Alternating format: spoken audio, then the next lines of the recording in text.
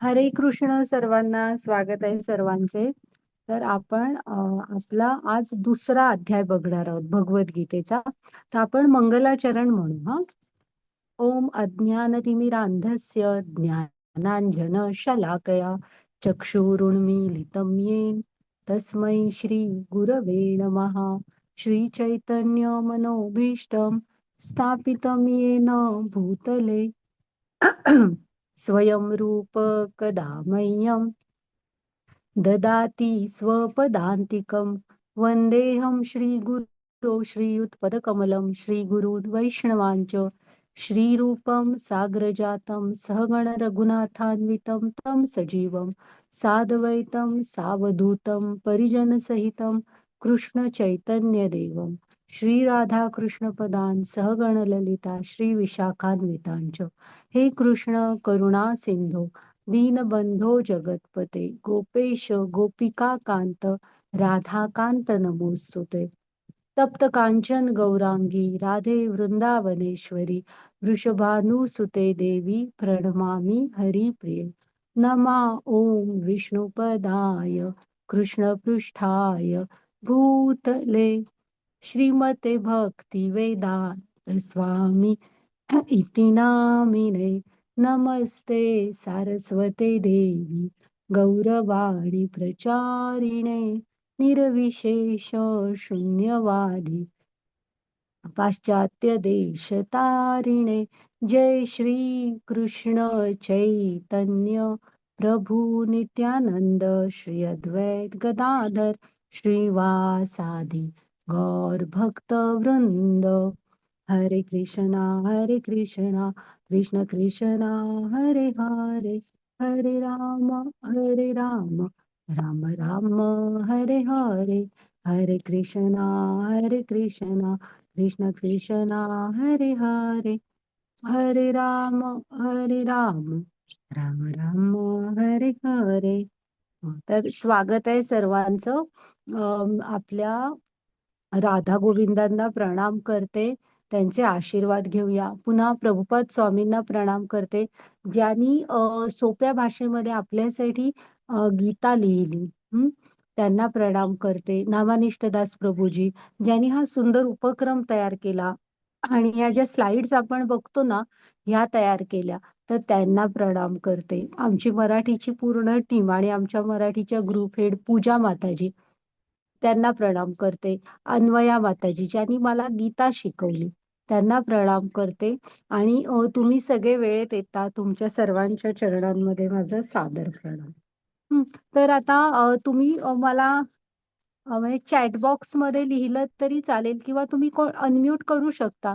आपण कालच्या अध्यायाचं नाव होतं अर्जुन विषाद योग. हा. मग तुम्हाला आठवतं का की अर्जुनाची विजयाची 9 कारणं आपण बघितली होती. त्यातली तुम्हाला थोडी जी काय आठवतात ती सांगा बघू.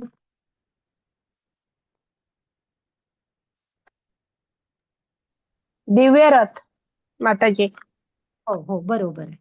कपिध्वज, हम्म शंखनाद, हम्म गांडीव धनुष्य, धनुष्य, हा. हो हो हो, बरोबर. भाग्यलक्ष्मी, ऋषिकेश, हा हा, बरोबर. येस, झाली. मोक्षदा एकादशी, हो हो. आणि त्यक्त भाग्य जीविका. त्यक्त कपिध्वज, जीवन. ओके हा, ओके. हे 9 झाली बरोबर. आणि त्याने दुःखाची पण 5 कारणं सांगितली होती कृष्णांना. ती सांगा बघू. दुःखाचा दया, हा. आनंद दया नाही. करून, हो, बरोबर आहे. आनंद वाटत नव्हता. दुसरं कौटुंबिक झालं. परंपरा, हा पाप, पारिवारिक परंपरा, हा, पाप येस. आणि पाप, पाप. असमंजस्य. हा, झालं पाप. असमंजस्य. हा, तर असमंजस्य, हा, दया, आनंद नाही, पाप, पारिवारिक परंपरा आणि असमंजस, हे ती 5 कारणं. तर बरोबर आहे. छान सांगितलं सर्वांनी.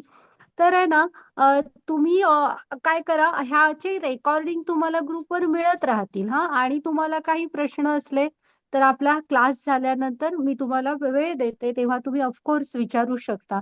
आणि आपल्या ऍडमिन रेश्मा माता जी आहेत, त्यांना जरी तुम्ही व्हॉट्सअपवर विचारलं तरी आम्ही तुमच्या प्रश्नांची उत्तरं देऊ. आणि ही जी PDF आहे, ही PDF पण मिळेल, अध्यायाचं रेकॉर्डिंग पण मिळेल. तर झालं.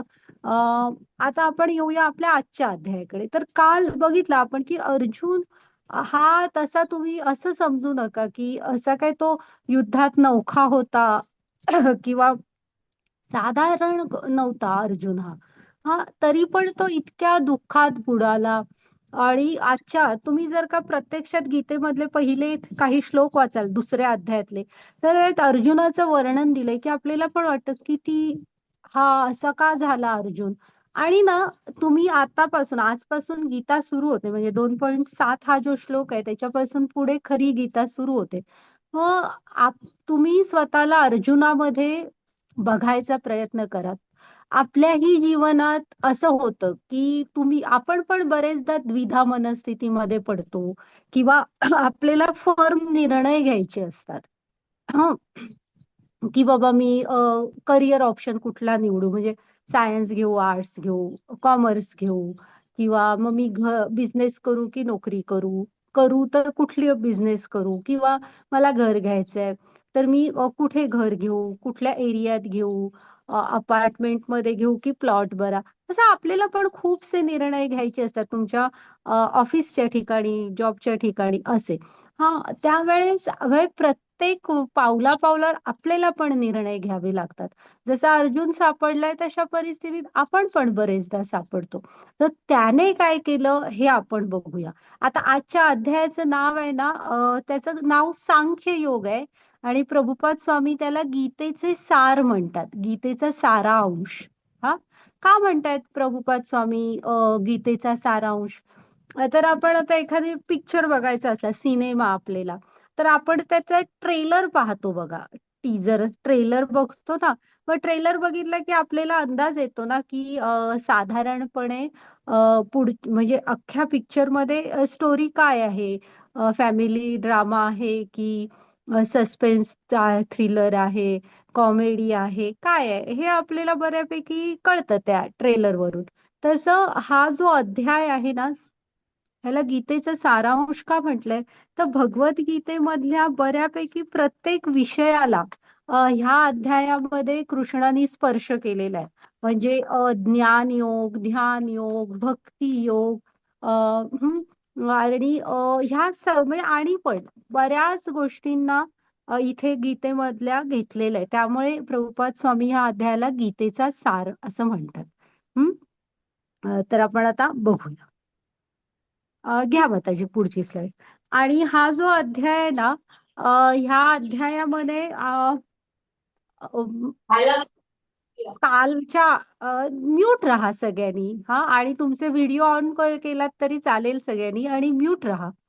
तर आहे ना, आपण काल आता ही अर्जुनाच्या दुःखाची जी कारणं बघितलीत ना, तर ह्या अध्यायामध्ये कृष्णाने त्यातल्या 4 कारणांची उत्तरं दिलेली आहेत.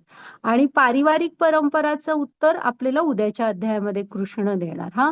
की अतिशय व्यवस्थित कृष्णाने सांगितलेलं आहे की कसं तू चुकतोयस अर्जुना, ही खरी दुःखाची कारणं नाहीयेत. ते आपण आजच्या अध्यायामध्ये पाहू. आता हा कालचा गीतेचा पहिला श्लोक जमला तर सगळ्यांनी पाठ करा. ओके, घ्या त्याची पुढची स्लाइड.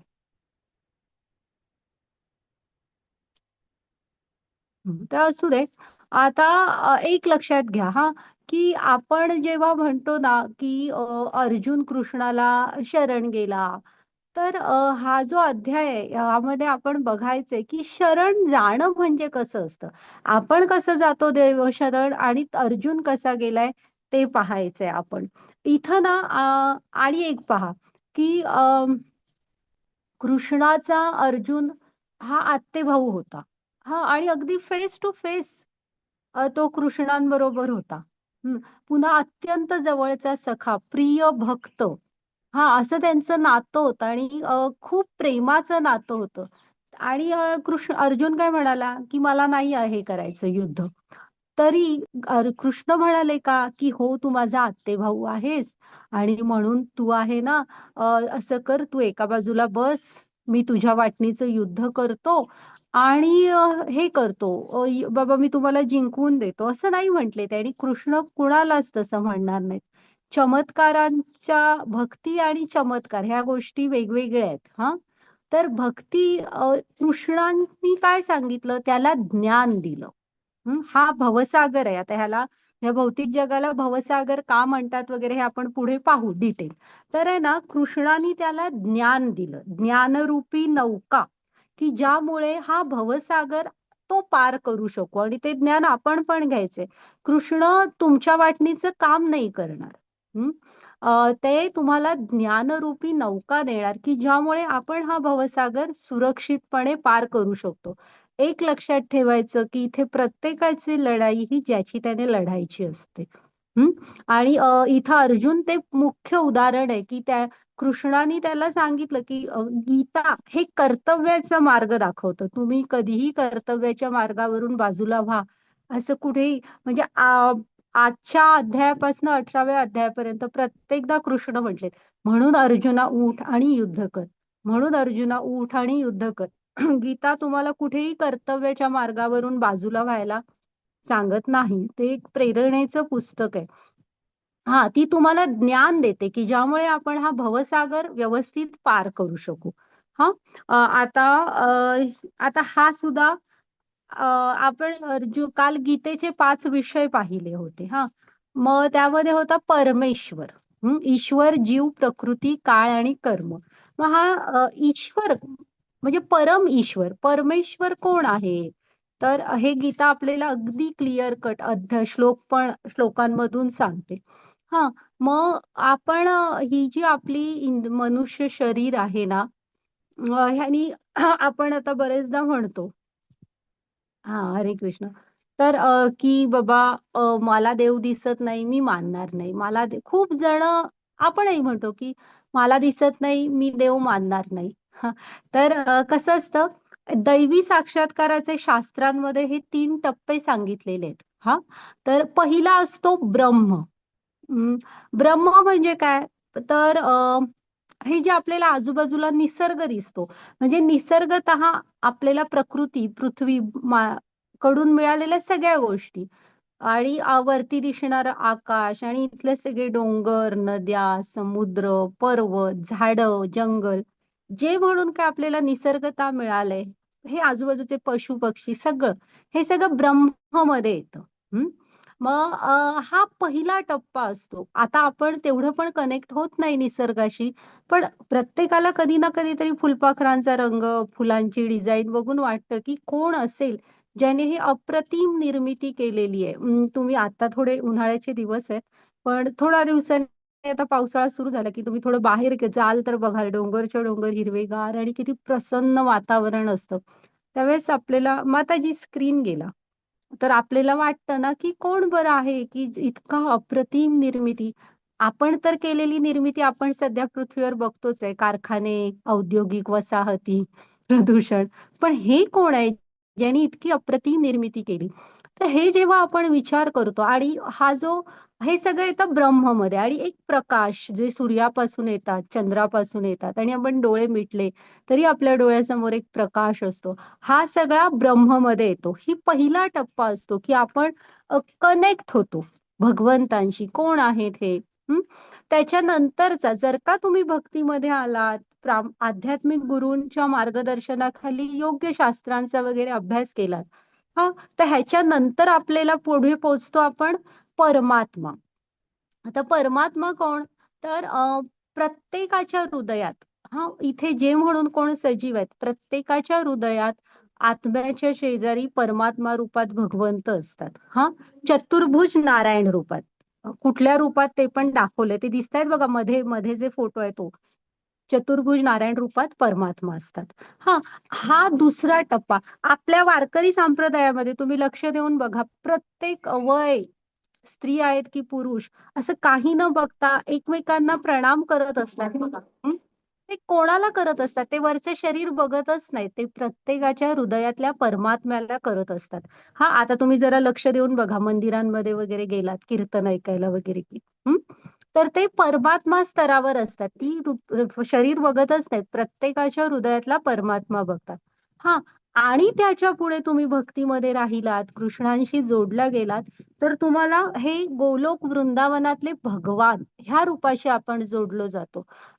जिथे आपले गोविंद म्हणजे आपले कृष्ण आहेत, ज्यांच्या हातात बासरी आहे, डोक्यावर मोरपीस आहे, त्यांचं धाम गोलोक वृंदावन आहे. मग हे परमेश्वर प्राप्तीचे 3 टप्पे आहेत. हा, ब्रह्म, परमात्मा आणि भगवान.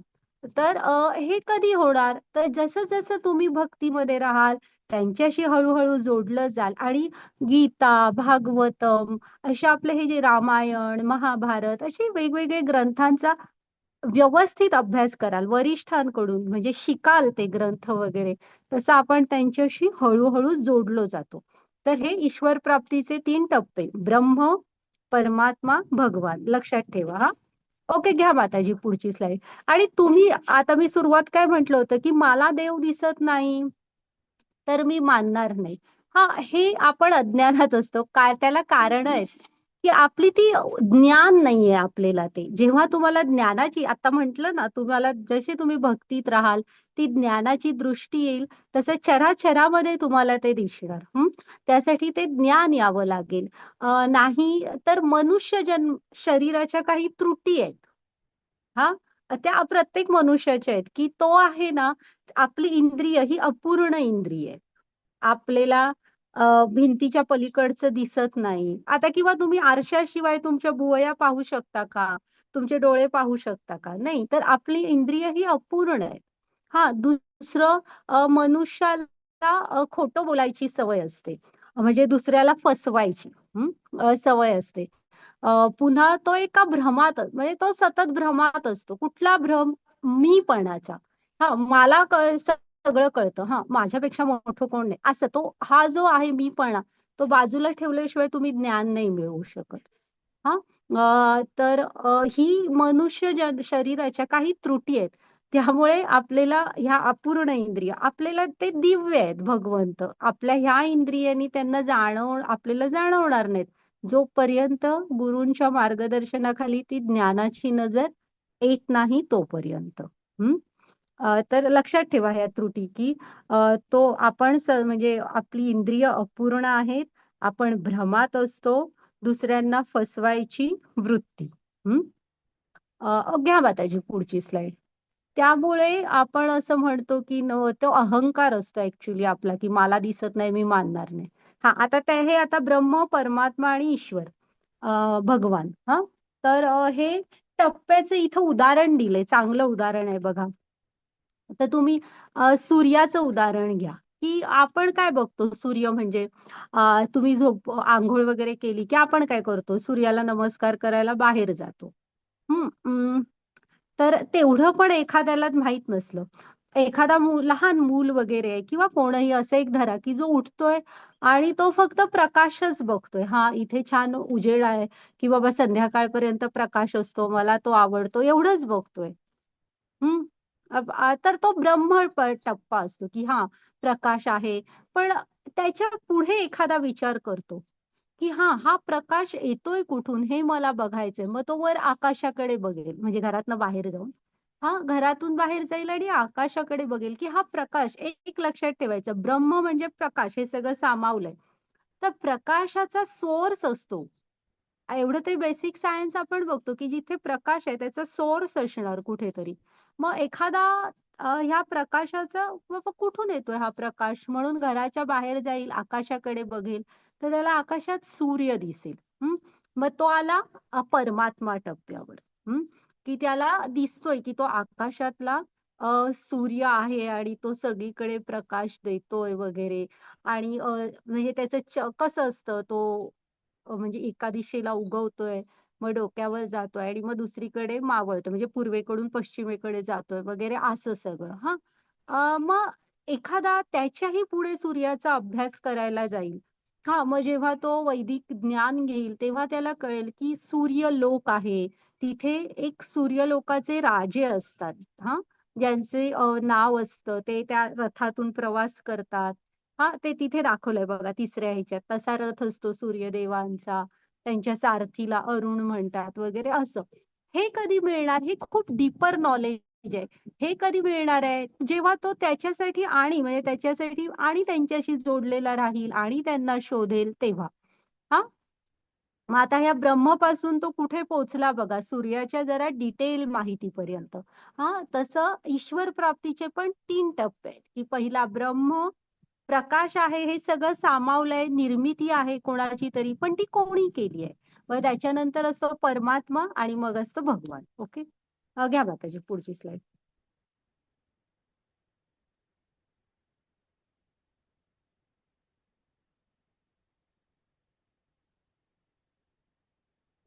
आता भगवान म्हणते मी, भगवान गोलोक वृंदावनात असतात, कृष्णांना गोविंद रूप आपले कृष्ण ह्यांना भगवान म्हणतात, असं मी म्हणते हे तर का म्हणते मी नाही, शास्त्र म्हणतात. हा, भगवान पराशर मुनींनी ह्या शब्दाची व्याख्या केलेली आहे, भगवान.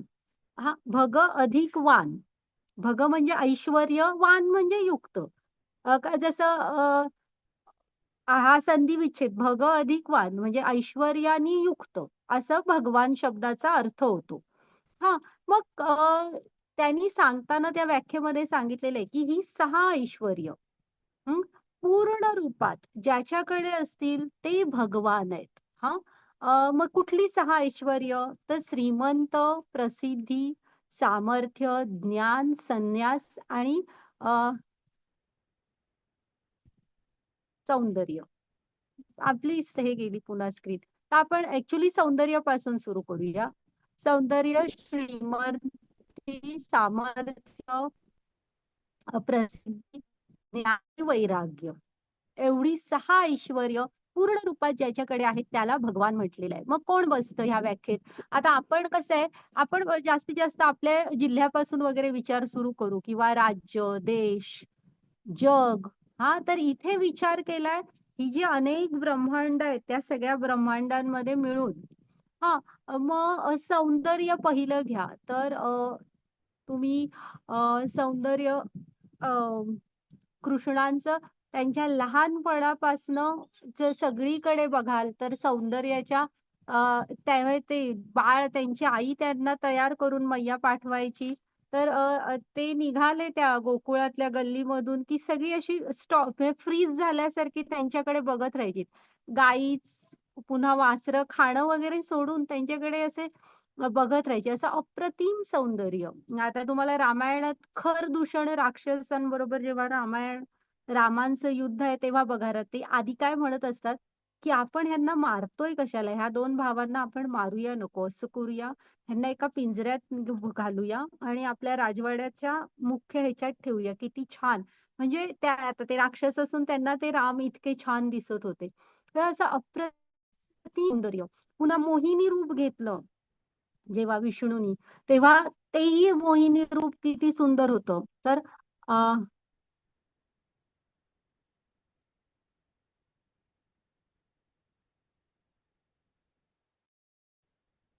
तर अप्रतिम सौंदर्य आहे, बाकी कोणाच्या सौंदर्याच्या व्याख्येपेक्षा. आणि हे सौंदर्य कुणी मानलेलं आहे, म्हणजे अनंत कोटी ब्रह्मांड जी आहेत त्या सगळ्यांमध्ये. हा, त्याच्यानंतर श्रीमंती. आता जेव्हा आपण अक्षर ब्रह्मयोग पाहू तेव्हा बघू की आपण कुठपर्यंत श्रीमंत विचार करू, की जगात, हा, जगात श्रीमंत. तर हे जे आपली ही सगळी ब्रह्मांड वगैरे आहेत ही सगळी त्यांच्या आतूनच येतात आणि त्यांच्या आत सामावले जातात, तर त्यांच्यापेक्षा श्रीमंत कोण असणार? आता प्रसिद्ध, प्रसिद्ध तर तुम्ही म्हणाल तर ते सगळ्याकडे प्रसिद्ध आहेत. म्हणजे ही वेगवेगळी जी लोक आहेत, फक्त पृथ्वीच आपल्याला माहित आहे तसं नाही, तर जेवढे म्हणून लोक आहेत तिथे सगळीकडे त्यांच्या प्रसिद्धीच्या, म्हणजे हरी अनंत, हरी कथा अनंता. हा, त्यांच्या कथा, त्यांचं नाम, रूप, गुण ह्याचा गौरव सगळीकडे सगळी जण करत असतात. सामर्थ्य, सामर्थ्य कसं आहे, आताच त्या खरदूषण त्यांच्या बरोबर लढतानाचा प्रसंग बघाल तर राम एका बाजूला होते आणि एवढी सगळी त्यांची सेना आणि ते दोघं राक्षस एका बाजूला होते. तर ह्या दोघांनीच त्यांच्या बरोबर लढून त्यांना हरवून टाकलेलं. म्हणजे त्यांचं सामर्थ्य आहे, अद्वितीय सामर्थ्य आहे. त्यांच्या म्हणजे मनात जरी आणलं तरी कोटीच्या कोटी ब्रह्मांड तयार होत असतात असं. त्याच्यानंतर ज्ञान. आता आपण जेव्हा ज्ञानाचा विचार करतो ना, तेव्हा आपण मागे जावं लागतं की कुठून आलंय हे ज्ञान. असं करत त्याचा शोध घेत घेत आपण वेदांपर्यंत येऊन पोहोचतो. मग 15व्या अध्यायातल्या 15व्या श्लोकात कृष्णाने सांगितलेलं आहे की वेदांचा ज्ञाते म्हणजे निर्माते, ज्ञाते आणि संकलक हे तीनही कृष्ण स्वतः आहेत. हा आता ब्रह्माने ही सृष्टी निर्माण केली. तर ही सृष्टी निर्माण करण्याची ही जी ज्ञान, वेदांचं ज्ञान भगवंतानीच ब्रह्मांना कोणी दिलंय? भगवंतानी दिलंय. त्यामुळे पूर्ण ज्ञान आहे त्यांच्याकडे. आणि हे सगळे गुण काही अंशी आपल्याकडे जेव्हा असतात किंवा त्यातला एखादा गुण, तरी आपण किती अहंकारात, मगाशी सांगितलं ना, मनुष्याच्या काही त्रुटी आहेत त्यामध्ये की तो सतत ह्याच्यात असतो, भ्रमात. ह्यातले काही गुण आपल्याकडे थोड्याफार प्रमाणात आले की आपण कसे वागतो हे तुम्ही पहा. आणि एवढे सगळे गुण पूर्ण रूपात त्यांच्यामध्ये असून तो एक गुण आहे कुठला? संन्यास किंवा वैराग्य. हम्म त्यांना ह्या कशाचाही मोह नाहीये. त्यांना पूर्ण वैराग्य आहे त्यांच्याकडे. म्हणजे रामांना आदल्या दिवशी झोपेपर्यंत हे माहित होतं की उद्या आपण उठून आपला अभिषेक होणार, राज्याभिषेक होणार आहे. आणि सकाळी उठल्यावर काय कळलं की वडिलांच्या एका वचनासाठी आपल्याला 14 वर्ष वनवासात जावं लागणार. आणि वडील नको म्हणत होते तरी रामानी वडिलांचा शब्द म्हणजे त्यांचा मान होता तो. त्यामुळे वडिलांचे शब्द राखण्यासाठी आणि जेवढ्या आनंदाने उत्साहाने ह्याला निघाले होते, राज्याभिषेक करून घेतला असता कदाचित, त्याच आनंदाने उत्साहाने वनामध्ये निघून गेले.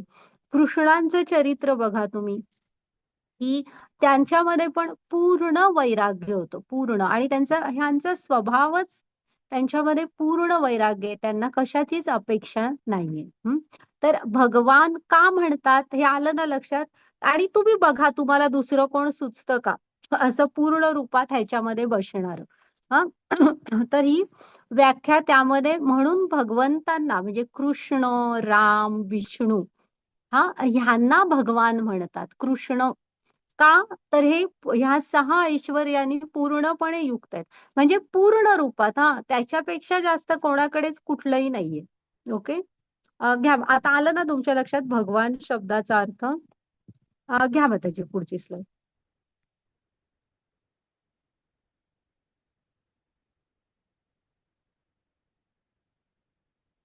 हरे कृष्ण. वाचू माताजी? हा येस वाचा. हरे कृष्णा. कठीण वेळी आपण कोणाकडे जातो? अर्जुनाने काय केले? जर आपल्याला आयुष्यात काहीतरी अर्थपूर्ण करायचे असेल तर आपल्याला नेहमी गुरुची गरज असते. हरे कृष्णा. तर आता आहे ना, आजपासून आपण जरा अर्जुनाकडून शिकायचंय म्हटलं ना, मी तुम्हाला म्हंटल ना मगाशी, प्रत्येक वेळेस आपल्या जीवनात आपल्याला निर्णय घ्यावे लागतात. असंच आपण पण कधीतरी टूट के गिर जाते है, असं म्हणजे होतं, आपल्याला पण होतं. तर अशा वेळेस आहे ना, तुम्ही पहिलं करायचं की आपले ब्लॉक काय आहेत, काय आहे की आपल्यामुळे ज्यामुळे आपले असे हे होतोय, प्रॉब्लेम येत आहेत, हा आधी शोधायचा.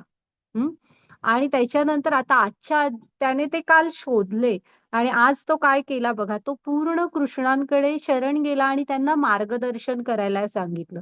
असं नाही की सगळं आपल्याला कळतं, आपण पण वरिष्ठांकडून मार्गदर्शन घ्यावं लागणार.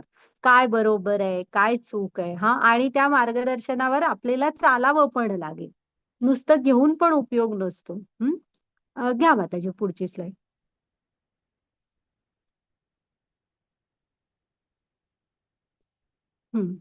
वाचा. हरे कृष्णा. कृष्णाने आजपर्यंत कधीही सल्ला दिला नाही. तो अर्जुनाचे नेहमी म्हणणे धीराने ऐकत होता. आता तो बोलू लागला. हरे कृष्णा. एक गुरु कसे असतात बघा. हा गुरु हे गुरु असतात. गुरु विना कुठला दुसरा तरणोपाय नसतो आपल्याला. काल पहिल्या अध्यायामध्ये अर्जुनाने सांगितलं की मला रथ मधोमध ने, मला निरीक्षण करायचंय. मग त्याने बघितलं की हे माझेच भाऊ, माझेच आजोबा, माझे गुरु आहेत, ह्यांच्या विरुद्ध कसा लढू वगैरे. मग पुढे तो असा सगळा हैराण झाला, म्हणजे आणि सांगितलं की मी युद्ध पण करणार नाही वगैरे. एवढं सगळं झालं तरी कृष्ण शांतपणे त्याचं ऐकून घेत होते. हा आणि जेव्हा अर्जुन शरण आला, त्यांच्याकडे मार्गदर्शन मागितलं, तेव्हा त्यांनी मार्गदर्शन करायला सुरू केली. आपण कसे असतो, ज्ञान तर फारसं नसतं, तरी पण आपल्याला आता तर सोशल मीडियामुळे वगैरे तुम्ही बघाल, ज्याच्याशी आपला काही संबंध नाही, आपल्याला त्यातलं काही कळत नाही, त्यातलं पण आपल्याला सल्ले म्हणजे द्यायची एवढी हौसच आलेली आहे. तसं नाही, एक गुरु बघा कसे असतात. एकतर त्याने आधी मुख्य म्हणजे ऐकून घेतलं. त्याच्यानंतर तो मदत मागतोय, तेव्हा त्याला सांगायला सुरू केलं. ह्यात बघा त्यांच्या चेहऱ्यावर ते तेज पण दिसतंय आणि शांतपणे असे असतात एक गुरु. घ्या माताजी पुढची स्लाईड. हरे हा जो हे आहे ना त्याच्यामध्ये जरा सांगतायत अर्जुना, की अर्जुनाला त्याच्या कर्तव्यांची जाणीव करून देतायत बघा हा. वाचा माताजी. हरे कृष्ण. परमपुरुष भगवंत म्हणाले, माझ्या प्रिय अर्जुना, तुझ्यावर ही अशुद्धी कशी आली? जीवनाचे मूल्य जाणणाऱ्या माणसाला ते अजिबात शोभणारे नाही. ते उच्च ग्रहांकडे नाही तर बदनामीकडे घेऊन जातात. हरे कृष्ण. हा, तर थोडस जाणीव करून द्यायची प्रयत्न करतायत, की बाबा तू आहेस कोण, तुझी कर्तव्य काय आहेत आणि वागतोयस कसा. हा, आणि आठवण करून देत आहेत की असं रणांगण सोडून जाणं हे एका योद्ध्याला शोभत नाही. बघू आता पुढे थोडस सांगायचा प्रयत्न करतायत. घ्या माताजी, की हे रस्ते तुला बदनामीकडे घेऊन जाणार आहेत. आता हा जो श्लोक आहे ना, वरदा माताजी वाचा. तुम्ही सगळ्यांनी पण लक्षात ठेवा हा 2.7. हरे कृष्ण माताजी. कार्पण्यदोषोऽतस्वभावः रक्षामि त्वां धर्मसमोढचेता यच्छ्रेयस्या निश्चितं ब्रह्मधर्मे शिष्यासेऽहं चादिमां त्वां प्रपन्नम्. हरे कृष्ण माताजी. हरे कृष्ण. हरी. आता मी माझ्या कर्तव्यांबद्दल संभ्रमित आहे. या स्थितीत मी सांगत आहे, माझ्यासाठी काय चांगले आहे हे मी स्पष्टपणे सांगतो. मी तुमचा शिष्य आहे आणि आत्म्याने तुमच्या स्वाधीन केले आहे. कृपया मला सूचना द्या. हरे कृष्ण. तर आता इथे ना तो आला बघा, पूर्ण शरण आला भगवंतांना आणि तो काय म्हणतोय, की मी तुम्हाला शरण आलोय म्हणून पण सांगतोय आणि मला तुम्ही मार्गदर्शन करा. मग आपल्या पण जीवनात जेव्हा प्रॉब्लेम येतील, आपण पण निर्णय घेऊ नाही शकणार, तेव्हा ना आपण पण वरिष्ठांचं मार्गदर्शन घ्यायला हवं.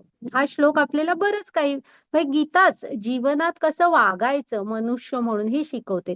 मग आपण पण लक्षात ठेवा, आपल्याला प्रॉब्लेम आले की आपण पण वरिष्ठांचं मार्गदर्शन घ्यायला हवं. मग शास्त्र काय सांगतं, 3 गोष्टींचं मार्गदर्शन तुम्ही घ्या, गुरु, साधू आणि शास्त्र. तुमचे गुरु काय म्हणतायत, वरिष्ठ भक्त ते काय म्हणतायत आणि शास्त्र काय म्हणतायत, ह्यामधून तिघांचं मिळून जो निर्णय घेईल तो घ्या असं. तर ऍटलिस्ट तुम्ही वरिष्ठांचं तरी मार्गदर्शन घ्या. सगळंच एकट्याने होत नसतं. पुन्हा इथे यत श्रेय असा एक शब्द आहे बघा. तर श्रेय म्हणजे काय, सर्वतोपरी कल्याणकारक किंवा श्रेयस्कर. हा, आता पहिल्यांदा तर त्याने मान्य केलं की मी माझ्या दुर्बलतेमुळे माझ्या कर्तव्य चरणाविषयी गोंधळून गेलो आहे आणि माझी मनशांती नष्ट झाली आहे. अशा स्थितीत माझ्यासाठी निश्चितपणे सर्वात श्रेयस्कर काय आहे या संबंधी मी तुम्हाला विचारित आहे. आता एकतर त्याने मान्य केलं की मी गोंधळून गेलोय आणि तुम्ही मला ना माझ्यासाठी श्रेयस्कर काय आहे ते सांगा, असं नाही म्हणाला. आपण कसं असतं, ही शरणागती आहे. आपण म्हणजे सगळे म्हणणार नाही, आता तुम्ही काय माहिती तसे आहात की नाही, पण जनरली सगळे कसे असतात, देवाकडे जेव्हा आपण जातो तेव्हा आपण काय म्हणतो, हा देवा, ही परीक्षा मला चांगली जाऊ दे किंवा माझं ते अडकलेलं काम होऊ दे. असं म्हणजे आपण जे मागतो ना देवाकडे, ते आपल्याला हवंय ते मागतो. इथे अर्जुन बघा, अर्जुनाने विचारलं का, की मला युद्ध न करण्याचा मार्ग सांगा, असं नाही सांगितलं. हा, त्यातल्या ना तेच तर हवं होतं ना त्याला. पण हे फरक असतात आपल्यामध्ये आणि अर्जुनामध्ये. त्याने काय सांगितलं, की माझ्यासाठी श्रेयस्कर काय आहे त्या बाबतीत मार्गदर्शन करा. श्रेयस्कर म्हणजे काय असतं, श्रेया आणि प्रेया अशा 2 गोष्टी असतात. श्रेया म्हणजे काय असतं, जे अंतिम तुमचं हित करणारं असेल. कदाचित आता त्रासदायक पण वाटेल, पण अंतिम हित असतं. आणि कृष्ण जे आपल्यासाठी करतात ते नेहमी अंतिम हितकारक असतं, श्रेयस्कर. आणि प्रेया म्हणजे काय? तर ज्या गोष्टी आपल्याला आवडतात ते आपण मागतो ते प्रेय असतं. म्हणजे आता बघा हा, आई वडील मुलाला लहानपणापासनं एक 4-5 वर्षाचं मूल झालं की का शाळेत पाठवतात? तेव्हा त्या आईपासनं लांब राहणं, ते शाळेत बसणं, ते अभ्यास करणं त्या मुलाला त्रासदायकच होत असतं, नको वाटत असतं. लहान असतं, घरातला सोडून वेगळ्या ठिकाणी जाणं वगैरे. पण आई वडील का जातात? अरे त्याला लिहायला वाचायला यायला हवं ना, त्याला उद्याच्या जीवनासाठी शिकणं गरजेचं आहे. म्हणजे आकडेमोड यायला हवी. हा, तर हे कशासाठी करत असतात? त्याच्या चांगल्यासाठी. पण समजा एखाद्या मुलाने ठरवलंच की मला हे नाही आवडत आहे, मी टीव्ही समोरच बसून राहणार, मी घरात खात खेळत वगैरे इकडे तिकडे असाच राहणार, तर त्याच्यासाठी ते प्रेय आहे, त्याला आत्ता आवडत आहे, पण श्रेयस्कर नक्कीच नाहीये ना. जीवनात तुम्हाला जीवन जगताना तुम्हाला रात्री शिकलेलं असायला हवं तुम्ही. तर हा श्रेया आणि प्रेयामधला फरक असतो. आणि तो मागताना काय मागतोय? मला युद्ध न करायचा उपाय सांग, असं त्याने सांगितलं नाही. त्याने सांगितलं की माझ्यासाठी श्रेयस्कर काय आहे ते सांग. तर ही असते शरणागती. लक्षात ठेवा हा, ह्याला म्हणतात शरणागती. आपणही भगवंतांकडे जाताना असं सांगायला हवं की आता असं असं तर सगळं कृष्ण झालेलं आहे, आता तुम्हीच ह्यातनं योग्य काय ते मला मार्गदर्शन करा. किंवा त्याच्या फेस टू फेस कृष्ण होते, आपण घरातल्या कृष्णांना एवढं तर सांगू शकतो की भगवंता, ह्यात तुम्हाला जे योग्य वाटेल तो निर्णय घ्या म्हणून. घ्या माताजी पुढची स्लाईड.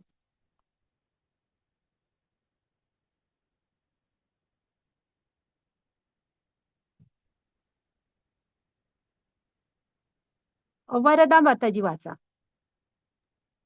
हरे कृष्ण. 12वा श्लोक आहे बघा. नात्वेवाहं भरवशपथ नात्वेवाहं जातुनासं न त्वं नेमे जनाधिपाः न चैवं न वनिष्यामः सर्वे वयमतः परम्. हरे कृष्ण माताजी. हरे कृष्णा. अशी वेळ कधी आली नाही जेव्हा मी अस्तित्वात नव्हते. ना तुम्ही ना हे सर्व राजे किंवा भविष्यात आपल्यापैकी कोणी थांबणार नाही. हरे कृष्णा. हे करुणा. अर्जुन काय म्हणाला? मला दया येते, करुणा येते. तेव्हा ना आम्ही तुम्हाला म्हंटल ना, 4 अर्जुनाच्या दुःखांची उत्तरं आपल्याला आजच्या अध्यायात मिळतात. हे करुणाचं उत्तर म्हणून कृष्णाने त्याला आत्म्याचं ज्ञान दिलेलं आहे. हा, हे आत्म्याविषयी सांगितलेलं आहे थोडंसं, की अशी कधी वेळ म्हणजे आत्मा हा अमर आहे म्हणून ते सांगतायत तसं. आता आपण बघूया, आता तुम्हाला ते पटकन कळणार नाही, पुढच्या स्लाइड मध्ये बघूया ते सगळं. हा, की आत्मा हा अमर आहे.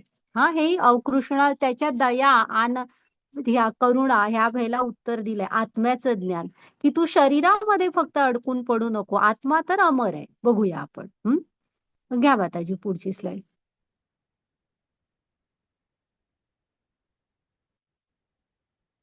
आता इथे त्या काय म्हणतायत बघा, ती छोटी मुलगी, आपल्याला काय वाटतं, आपण कोण आहोत?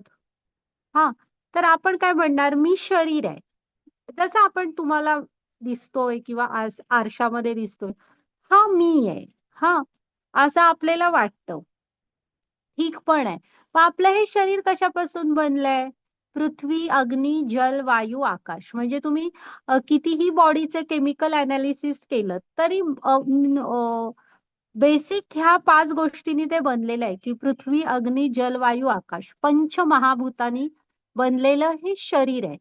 हा, मग पण त्याच्या आतमध्ये काहीतरी आहे ना, ज्यामुळे आपण या शरीराला सजीव म्हणतो. सजीव. हा, आता पुढची स्लाइड घ्या माताजी, म्हणजे तुम्हाला कळेल की का म्हणतो सजीव आणि निर्जीव. हा, हे पंचमहाभूतांचं आपलं शरीर नुसतं आहे. हा, आपण वर्गीकरण सगळ्यांनी बघितलेलं आहे, सजीव आणि निर्जीव. हा, मग आपण काय शिकलो, की सजीवांची वाढ होते, निर्जीवांची वाढ होत नाही. ते एका ठिकाणून दुसऱ्या ठिकाणी जाऊ शकतात, निर्जीव नाही जाऊ शकत. हा, हे प्रजोत्पादन करू शकतात, ते करू नाही शकत. सगळ्यांनी क्लासिफिकेशन बघितलेलं आहे. हा, मग हे सगळं आपल्या बरोबर का म्हणजे आपण सजीव आहोत म्हणजे काय आहोत? आता आपले जसं आपल्याला एक शरीर आहे तसं पण निर्जीव आता ती छत्री, गाडी ह्यांना पण एक बॉडी तर आहेच ना. मग आपल्यामध्ये काय आहे, की आपल्यामध्ये फरक का होते आपली वाढ? काय आहे आपल्यामध्ये? सजीव म्हणजे जीवन आहे, काय आहे? पुढची स्लाइड घ्या माताजी. तर आपल्यामध्ये ना गीतेचा हा पहिला पाठ आहे, की आपण शरीर नाही, आपण आत्मा आहे. आता तुम्ही बसलाय घरात आणि रस्त्यावरून वगैरे आपल्याला गाड्या जाताना दिसत असतात, फोर व्हीलर हां. तर आपण असं म्हणतो का, बघा ती गाडी आपली आपण निघाली आहे तिच्या ऑफिसला. असं जात म्हणजे आता पुन्हा मग कोणतरी म्हणेल, की रिमोटच्या कार पण असतात. ठीक आहे, पण रिमोट कोणतरी कुठेतरी बसून ऑपरेट तरी करेल. हा एक झाला विषय किंवा जनरली आपल्याला काय दिसतं, गाडी जातीये. आतला ड्रायव्हर बरेचदा आपल्याला दिसत नाही. पण ह्याचा अर्थ असा असतो का, की त्या गाडीमध्ये ड्रायव्हर नाहीये? हां, तर आत ड्रायव्हर आहे ना, जो ती गाडी चालवतोय. हं. तसं आपल्या पण हृदयामध्ये आत्मा असतो. घ्या माताजी पुढची स्लाइड. हे बघा. आत्मा कुठं आहे? तर हृदयामध्ये. आपल्या प्रत्येकाच्या हृदयामध्ये आत्मा आहे आणि म्हणून आपण सजीव आहोत. आणि त्याच आत्म्याच्या शेजारी प्रत्येक सजीवामध्ये परमात्मा रूपात परमेश्वर असतात. हं. असं अजिबात समजू नका, की फक्त मनुष्याचे असतात. प्रत्येक सजीव इथे जे म्हणून कोण आहे, त्या प्रत्येकाच्या हृदयात परमात्मा रूपात भगवंत स्वतः असतात, आत्म्याच्या शेजारी. हं. तर आता हा आत्मा हृदयात आहे हे तर कळलं. मग आपण काय असतो, आता तुम्ही विचार करा, की अजून पण म्हटलो, की डोळ्यांनी दिसत नाही, मी तो आत्मा मानणार नाही. तर जेव्हा आपण म्हणतो, की एखादा कोणतरी मृत्यू पावला, तर त्याचे शरीर आपल्या समोर असतं. त्याचे सगळे जे काय वस्तू असतात, त्या असतात. त्याची मालमत्ता असते. त्याचे पैसा अडका सगळं तर इथं असतं. मग तरीही माणसं शोक करतात, की तो गेला. मग गेला म्हणजे कोण गेला? जर का शरीरच आहे म्हणत असाल, जे माझ्या डोळ्यांनी दिसतं तेच मी मानणार. तर ते तर आपलं सगळं आपल्या समोर आहे. मग कोण गेलं म्हणून सांगतो आपण? तर आत्मा निघून गेला. हं. ओके. त्यामुळे गीतेचा हा पहिला पाठ आहे. गीता ही थोड्या उच्च चेतनेमधून शिकायचा हे आहे. म्हणजे तुम्ही तुमच्या चेतना म्हणजे ज्ञानाच्या कक्षा ह्या थोड्या हायर लेव्हलने बघायला हवं. त्यामुळे गीतेमध्ये सांगितलेलं आहे, की आपण शरीर नाही, आत्मा आहे. हं. घ्या माताजी पुढची स्लाइड. आणि आपण बरोबर उलट झालोय. आता इथे ते उदाहरण दिलंय बघा. आपण काय करतो? आत्म्याचा कधी विचार नाही करत. आपण ह्या शरीरामध्ये अडकून पडलेलो आहे. अर्जुन पण एक्झॅक्टली वरची शरीरं बघतोय. हे माझे भीष्म पितामह आहेत, ते माझे गुरु आहेत. तर कृष्ण त्यांना सांगतोय, अर्जुना तू आत्मा बघ, आत्म्याच्या स्तरावरून विचार कर. हं. इथं आपण तर ते तर अर्जुन तर खूपच हे होतात प्रगत. आपण बघा कसे करतो. की आता इथं त्यांनी काय दाखवलं एक ती स्त्री काय करते बघा तो पिंजरा आहे एक आणि पिंजऱ्याच्या आत आहे एक पक्षी. तर तिचं लक्ष पण नाहीये त्या पक्ष्याकडे. ती बघतीये कुठं त्या पिंजऱ्याकडे. त्यालाच स्वच्छ करते, त्यालाच सोन्याचा करेल, त्यालाच थोडे रत्न-बित्न लावेल. असं सगळं ती एकटक त्या ह्याच्याकडे बघतेय. पिंजऱ्याकडे आणि त्या आतल्या पक्ष्याने बघा बिचाऱ्याला काय आनंद नाही, काय नाही, अक्षरशः मान टाकून पडल्यासारखा आहे. हां. आणि खरा पक्ष ते कसा आहे, तसा आहे. दुसऱ्या स्लाइडमध्ये दिसतंय बघा, आत्मा ह्या शरीरात आहे असा. हे शरीररूपी पिंजऱ्यामध्ये आत्मा आहे. मग त्याच्या आनंदासाठी काहीतरी आपण करायला हवं ना. तो आहे तोपर्यंतच हे सगळं आहे. त्यामुळे काय आहे मग आत्म्याचा आनंद? ज्यामुळे मग तुम्हाला कुठेही आनंद दुसरीकडे शोधू नाही लागणार. आपण सगळेच जण आनंद शोधत असतो. जर का आत्म्याच्या स्तरावरून विचार केला, त्याच्या आनंदासाठी हे वापरलं शरीर, तर आपण तुम्हाला कुठलेही काही दुसरे ब्युटी ट्रीटमेंट वगैरे घ्यायला लागणार नाही. तो आनंद आपल्या चेहऱ्यावर आपोआप येणार. बघू आता. नाहीतर इकडच्या सारखं आहे. आत्म्याकडे नाही लक्ष दिलं, तर कितीही तो पिंजरा हे करा तुम्ही. हा आतला आत्मा आनंद नसला, तर आनंदी वाटणार नाही. मग काय आहे आत्म्याचा आनंद?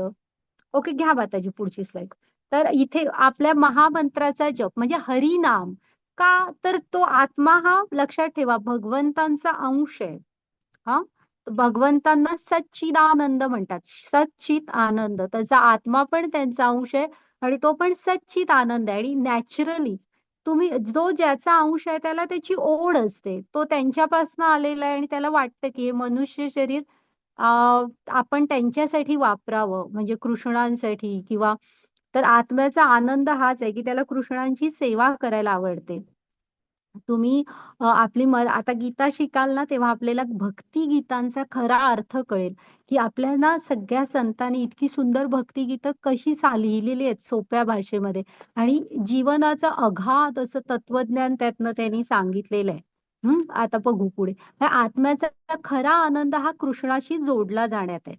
मग आता तुम्ही म्हणाल की कुठे आहे हा आत्मा, कुठे आहेत परमात्मा, मला तर काय दिसत नाहीत, कुठे ब्रह्म, परमात्मा, भगवान. तर आपली इंद्रिय ही अपूर्ण आहेत. आपण आता जर का ह्या डोळ्यांनी शेजारच्या खोलीत काय चाललंय हे बघू नाही शकत, किंवा एखाद्या मर्यादितच वास आपल्याला येतात, दृष्टी आपण एका ठराविक रेंज पर्यंतच बघू शकतो. कानाने तेच ठराविक डेसिबलच आपण म्हणजे आवाज ऐकू शकतो वगैरे, अशा टाईप अपूर्ण इंद्रिय आहेत आणि ते दिव्य आहेत, त्यामुळे आपण त्यांना जाणवू नाही शकत. ओके, हात खाली ठेवून बोलते. तर आहे ना, काय होतं माहितीये, आता समजा तुम्ही तुमच्या खिडकीतनं बाहेर बघितलात, तर तुम्हाला काय खूप लांबचं एखादं झाड बघायचंय, तर आपल्याला तितकं दिसणार नाही. मग आपण काय करणार, एक टेलिस्कोप घ्यावी लागेल आपल्याला, जेव्हा दिसेल आपल्याला की एक लांब झाड पण आहे आणि त्या झाडावर बाबा एक पक्षी पण आहे, म्हणजे पोपट दाखवला इथं, आणि तो पोपट एक पेरू पण खातोय. हे आपल्याला आपल्या घरातल्या खिडकीतून दिसणार नाही. तेवढी आपले डोळे तीक्ष्ण नाहीयेत, त्यासाठी आपल्याला एका टेलिस्कोपची गरज लागेल. त्यामुळे आपण ह्या अपूर्ण इंद्रियांनी दिव्य आहेत भगवंत, त्यांना जाणू नाही शकत. ह्याचा अर्थ ते नाहीयेत असं नाही. आणि ते कधी जाणवणार तुम्हाला, जेव्हा तुम्ही ज्ञानात स्थित व्हाल तेव्हा. घ्या माताजी पुढची स्लाईड. त्यामुळे आत्मा, परमात्मा ह्या गोष्टी जाणण्यासाठी तुम्हाला ज्ञानात स्थित व्हायला लागेल. हे भगवंतांचं अस्तित्व जेव्हा आध्यात्मिक गुरूंच्या मार्गदर्शनाखाली नीट अभ्यास कराल तेव्हा व्यवस्थित कळेल. ओके, घ्या माताजी पुढची स्लाईड.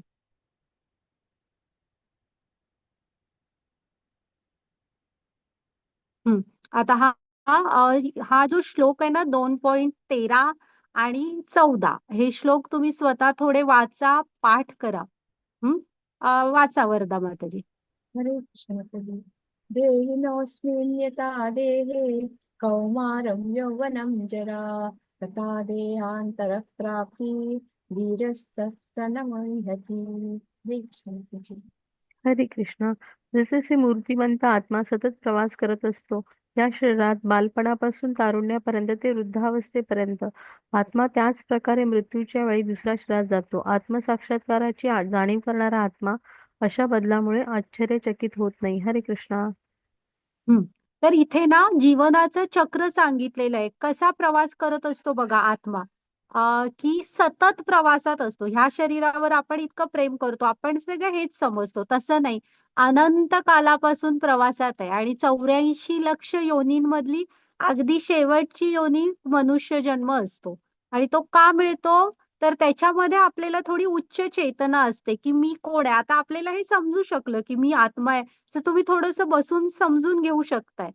आता हेच माझ्या घरातल्या माझ्या पोट्याला मी मांजराला बसवलं आणि मी त्याला सांगितलं की बाळ, तू आत्मा आहेस, तू आत्म्याच्या स्तरावरून विचार कर, तर त्याला नाही कळणार, कारण ती उच्च चेतना नाही, ती फक्त मनुष्य शरीरात असते.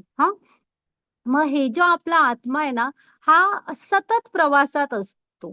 कसा असतो, आता बघा, तो पहिल्यांदा मातेच्या पोटामध्ये गर्भ राहतो, तिथून जन्म घेतो. मग काय चक्र आहे, बालपण, कुमार अवस्था, तारुण्य अवस्था, प्रौढावस्था आणि म्हातारपण. ओके.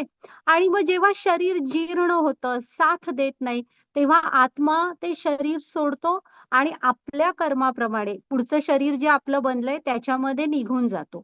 म्हणजे ना, भागवतम मध्ये सांगितलेलं आहे, पुनरपि जननम पुनरपि मरणम पुनरपि जननी जठरे शयनम. असा आत्मा अनंत कालापासून प्रवासात असतो आणि शरीर आपल्या कर्मानुसार आपल्याला मिळत असतात. आणि आता तुम्ही म्हणाल की भारतातच फक्त हे चक्र आहे, बाकी कुठे नाही. तर जो कोण इथे जन्म घेतो, ह्या प्रत्येकाला हेच चक्र आहे. मग त्यासाठी इथे जन्मलो म्हणूनच मिळालं, दुसरीकडे जन्मलो असतं तर मिळालं नसतं वगैरे, असं काही नाहीये. हे प्रत्येक मनुष्याच्या जीवनात तुम्ही सतत तरुण नाही राहू शकणार. हे प्रत्येक बालपण असणार, तरुण अवस्था म्हणजे कुमार अवस्था, मग तरुण अवस्था, मग त्याच्यानंतर प्रौढ येणार आणि मग वृद्धावस्था. असं हे प्रत्येकाच्या शरीराचं चक्र आहे. आणि जो ज्ञानात स्थित असतो ना, तो अशा बदलांनी तो आश्चर्यचकित, म्हणजे कसा तो हे होत नाही, म्हणजे भ्रमात जात नाही किंवा अस्थिर होत नाही. हा, त्याला माहित आहे की हे जीवनाचं चक्र आहे. ओके, बघा आता पुढे. घ्या माताजी पुढची स्लाइड. हा, आता आपण लहान असताना 3 चाकी सायकल वापरली, मग 2 चाकी, मग मोपेड, मग स्कूटी, बाईक अशा टाईप वापरली, मग त्याच्यानंतर 4 व्हीलर. हा, आता आपण म्हणू का की नाही, मी आता 3 चाकी, माझी सायकल खूप चांगली होती, नाही तर बाबा मी लहानपणी असा म्हणजे गोबऱ्या गोबऱ्या गालांचा छान होते, आता मला तसंच परत बनायचंय, असं होणार नाही. ती फेज जीवनाची मागे निघून गेली, आपण रिव्हर्स जाऊ नाही शकत. हे जीवनाचं चक्र आहे आणि हे आपण लक्षात ठेवायचं की प्रत्येकाच्या जीवनाचं हे चक्र आहे. हा, मग त्याची पुढची म्हणजे आपलं शरीर हे सतत स्थित्यंतरात असतं, सतत प्रवासात आहोत आपण. हा, आणि बघा, ह्या जीवनाच्या 84 लाख योनी आहेत. ह्या म्हणजे आपण हे शिकलोय तसं सायन्स मध्ये की जलचरांपासून बघा सुरुवात होते. त्याच्यानंतर मग जमिनीवर आणि पाण्यात असं दोन्हीकडे राहू शकणारे, मग जमिनीवर राहू शकणारे असं. तर हा, वेगवेगळ्या योनी प्रत्येकामध्ये तिथे एक डॉट दाखवलाय बघा, तो आपला आत्मा आहे. असं करत करत करत कधीतरी आपल्याला मनुष्य जन्म मिळतो. त्यामुळे असं समजू नका की मला हेच नाहीये, माझ्याकडे तेच नाहीये. मनुष्य शरीर मिळालंय ही सुद्धा खूप मोठी उपलब्धी आहे. हा, हेच ते शरीर आहे की ज्यामध्ये तुम्ही ज्ञानात स्थित होऊ शकता. ओके, त्यामुळे तुम्ही असे निराश होत जाऊ नका जीवनामध्ये कधी. मनुष्य आहोत हेच खूप आहे. आणि आपल्या आपल्याला कुठेही कृष्णाने एकटं नाही सोडलेलं. प्रत्येकाच्या हृदयामध्ये ते स्वतः आहे, त्यामुळे नेहमी आपल्या बरोबर असतात. घ्या माताजी पुढची स्लाइड. हे बघा, आता ना कृष्ण इथं नंतर सांगतात की मग अर्जुनाने जी दुःखाची कारणं दिली आहेत ना, कृष्ण त्याला सांगतात की ही जी तू दुःख दुःख म्हणतोयस, हे अज्ञानातनं दुःख म्हणतोयस. मनुष्य जीवनाची 4 खरी दुःख आहेत: जन्म, मृत्यू, म्हणजे जरा, व्याधी. जरा म्हणजे म्हातारपण, व्याधी म्हणजे आजारपण. हा, तर मनुष्य जीवनाची खरी 4 दुःख लक्षात ठेवा सगळ्यांनी: जन्म, मृत्यू, जरा, व्याधी. यातनं कुणालाच सुटका नाही. जन्म घेताना आईच्या पोटात असं वेटोळा गोळा गोळा असतो, मग ते जागा कमी असते, ते जरा त्रासदायक असतं. मग आपण जेव्हा मृत्यू येतो तेव्हा आपण सगळं सोडून जायचं असतं, ते एक वेगळं दुःख. रोग म्हणजे काय? आजारपण, ती कुठली असू दे, छोटं असू दे. आजारपण कुणाला नको असतात, पण ते आजारी पडलो की थोडासा त्रास सहन करायला लागतो. आणि म्हातारपण कसं असतं, जेव्हा म्हातारं होतो तेव्हा शरीर थकतं, मग आपल्याला कानानी थोडं ऐकू येत नाही किंवा इकडनं तिकडनं म्हणजे हालचालींवर मर्यादा येतात, अंग दुखतं, लक्षात राहत नाही, अशा गोष्टी. त्यामुळे जन्म, मृत्यू, जरा, व्याधी हे मनुष्य जीवनाची 4 खरी दुःख आहेत. हम्म आणि बाकीची अर्जुनाने सांगितलेली दुःख कृष्ण म्हणतायत की तू तुझ्या अज्ञानातनं सांगतोयस. घ्या माताजी पुढची स्लाइड.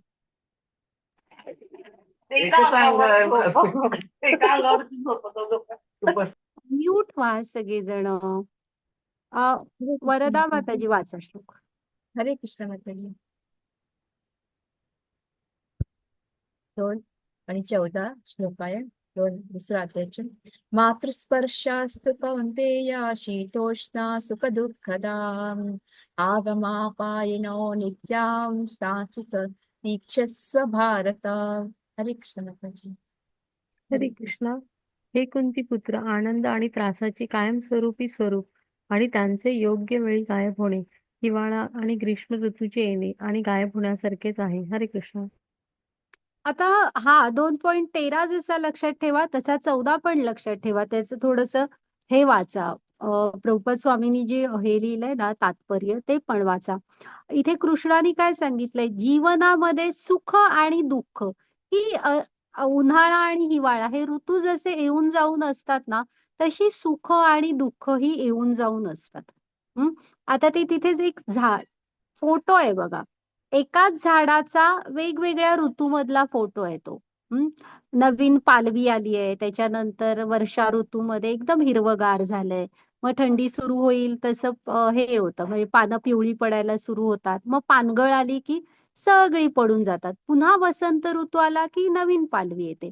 तर जे जीवनामध्ये असं नाही होणार की मी कायमच दुःखात राहिलो. तर आनंद म्हणजे सुख आणि दुःख हे उन्हाळा आणि हिवाळा ह्या ऋतूंच्या येण्या जाण्यासारखे आहेत. हा, आणि आपण आहे ना त्यामध्ये स्थिर राहायला शिकायला हवं तुम्ही. हम्म. त्या फेज असतात जीवनाच्या, बदलत राहणार. आपण म्हणजे त्याचा त्रास करून घ्यायचा नाही. मग त्याच्यातून आता ठीक आहे, प्रॉब्लेम आले तर त्यातनं बाहेर कसं पडायचं हे बघायचं. पण माझ्याच वाटणीला का आलं, हा श्लोक हा सगळ्यांसाठी आहे. असं नाहीये की फक्त माझ्याच आलं, बिलकुल नाही. इथे जे म्हणून कोण सजीव आहेत त्या प्रत्येकाच्या, म्हणजे ते पण पुन्हा मी भारतातच जन्मलो म्हणून आले का, का इथंच ह्याच घरात आलो म्हणून आलं, असं नाहीये. तर प्रत्येकाच्या जीवनामध्ये सुख आणि दुःख ही येऊन जाऊन असणार, आणि हे कृष्ण सांगतायत. जे त्यांची वाणी आहे, ज्यांनी हे सगळं निर्माण केलंय. ओके, घ्या पुढची स्लाइड माताजी. त्यामुळे तुम्ही हे 2.13 आणि 14 हे श्लोक लक्षात ठेवा, स्वतःच्या लहान मुलांना वगैरे पण सांगा की जीवन हे असंच राहणार, आपण ह्यातनं मार्ग काढायचे असतात, बाहेर पडायचे.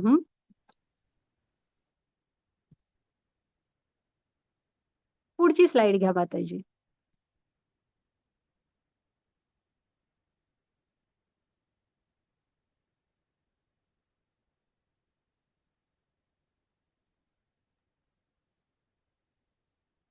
हरे कृष्ण माताजी, श्लोक वाचू.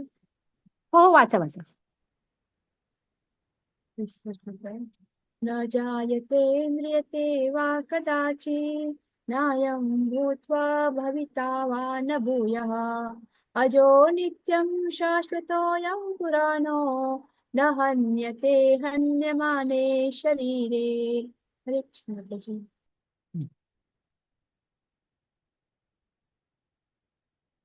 बघा, आत्म्यासाठी कधीही जन्म नाही आणि मृत्यू नाही. जो तो जन्मजात चिरंतन सदैव आहे. म्हणजे आत्मा कसा आहे, सच्चित आनंद, शाश्वत ज्ञानमय आनंदमय. हा, त्याच्यासाठी जन्म मृत्यू असं काही नाही. तो भगवंतांचा अंश आहे. तो फक्त ना शरीर बदलत असतो त्याचे. आपण जेव्हा एखाद्या शरीरामध्ये जन्म घेतो त्याच वेळेस आपल्या या शरीरातले दिवस किती आहेत हे ठरलेले आहेत. दिवस सोडा, श्वास सुद्धा मोजलेले ठरलेले असतात. ते पूर्ण झाले म्हणजे जनरली काय होतं की आपण बघितलं चक्र कसं आहे. मग वृद्धापकाळ आला की ते शरीर आत्मा वापरू नाही शकत. त्यामुळे आहे ना त्याला ते शरीर सोडून आपल्याच कर्माने जे पुढचं शरीर बनलंय त्याच्यामध्ये तो निघून जातो. आत्मा ना जन्म घेत ना मृत्यू होत. तो फक्त शरीर बदलत असतो आणि त्याला एक हे वाट बघत असतो की कधीतरी मनुष्य शरीर मिळेल आणि आपण मनुष्य शरीरामध्येच हे थोडं ज्ञान मिळून कृष्णाशी जोडून घेऊ शकतो. त्यामुळे तो आत्मा हा सच्चित आनंद आहे, कृष्णांसारखाच आहे, शाश्वत ज्ञानमय आनंदमय. आणि हे अर्जुनाच्या दया किंवा करुणा ह्याचं उत्तर आहे आत्म्याचं हे ज्ञान, की ते म्हणतायत तू आत्म्याच्या स्तरावरून बघ, शरीराकडे पाहू नको. घ्या माताजी पुढची स्लाइड. हरे वाचा कृष्ण. माताजी. जसे एखादी व्यक्ती नवीन वस्त्र घालते, जुनी वस्तू सोडून देते, त्याप्रमाणे आत्मा नवीन भौतिक शरीर स्वीकारतो आणि जुन्या आणि निरुपयोगी वस्तूंचा त्याग करतो. हरे कृष्ण. हे पण आत्म्याला मी मगाशी सांगितलं ना. माताजी आवाज येत नाहीये. टीचर आवाज नाही येते. एक मिनिट हा. स्पष्टपणे येते माताजी. येतोय नाही, माताजी. स्पष्टपणे येते. हो, मग यांचा आवाज माता येतो. कमी असेल माताजी. रेश्मा माताजी, मग बाकीच्यांना येतोय. माताजी तुम्ही लिव्ह होऊन परत जॉईन करा. येतोय मॅडम हो. आवाज, व्यवस्थित येतोय माताजी आवाज. हा, येतो ना, चालेल. मग आता इथे परत या, अभ्यासामध्ये या. तर आहे ना, हा 2.22 श्लोक इथं ना, आता बघा त्यांनी सांगितलेलं आहे की आत्म्याचा हा स्वभाव आहे, म्हणजे तो हे जीवनाचं चक्रच आहे. जुनं हे शरीर झालं की तो नवीन स्वीकारतो. हा, आता मग तुम्हाला कृष्ण अर्जुनाला काय सांगतायत की समज एखादा माणूस आता समजा बुडतोय, पाण्यात पडला एखादा माणूस आणि बुडतोय, आणि तुम्हाला पोहायला येतंय. तुम्ही पाण्यात उडी मारलीत, त्याला वाचवायला गेलात. हा, तर तुम्ही त्याचं खूप महागडं जॅकेट, त्याच्या हातातलं महागडं घड्याळ असलं वाचवाल की तुम्ही त्या मनुष्याला वाचवाल?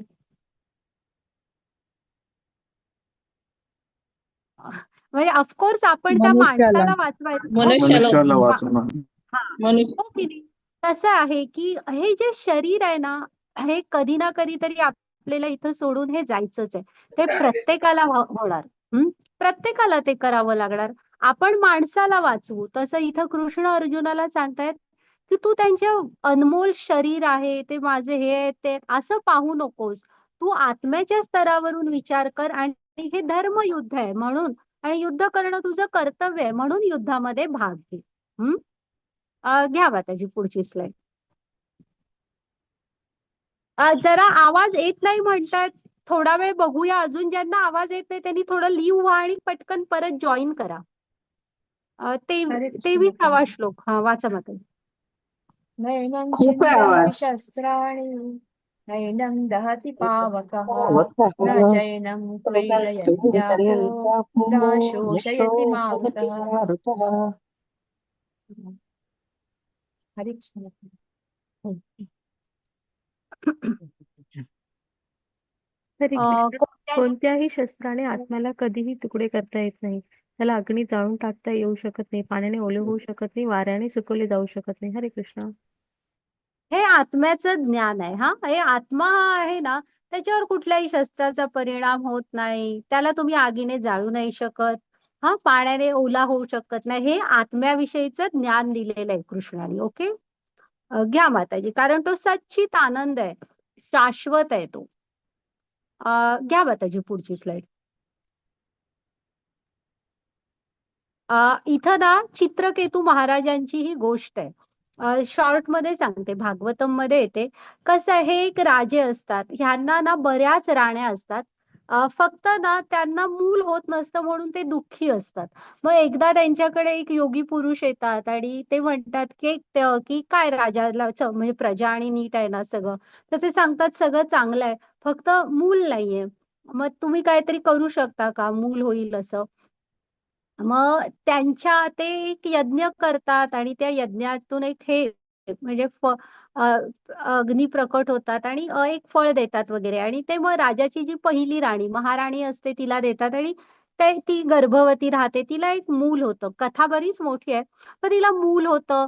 पण तिला मूल झाल्यावर ना बाकीच्या ज्या राण्या असतात त्या असा विचार करायला लागतात की आता राजाचं सगळं लक्ष ती राणी आणि त्या राजपुत्राकडे राहणार, आमच्याकडे येणार पण नाही, असा विचार करून ना ते बाळ थोडं मोठं झाल्यावर, म्हणजे बाळच असतं, ह्या राण्या त्या बाळाला ना विष देतात आणि त्या बाळाचा मृत्यू होतो. आणि हे जे राजे आणि राणी असते अत्यंत दुःखामध्ये बुडून जातात. मग एक नारद येतात, हे ते राजाचं खूप म्हणजे खूप शोक करत असतात. मग नारद येतात आणि नारद सांगतात की हे बघ, हा जीवन मृत्यूचा प्रवास हा अखंड सुरू असतो आणि तू इतकं शोकामध्ये बुडवून घेऊ नको स्वतःला.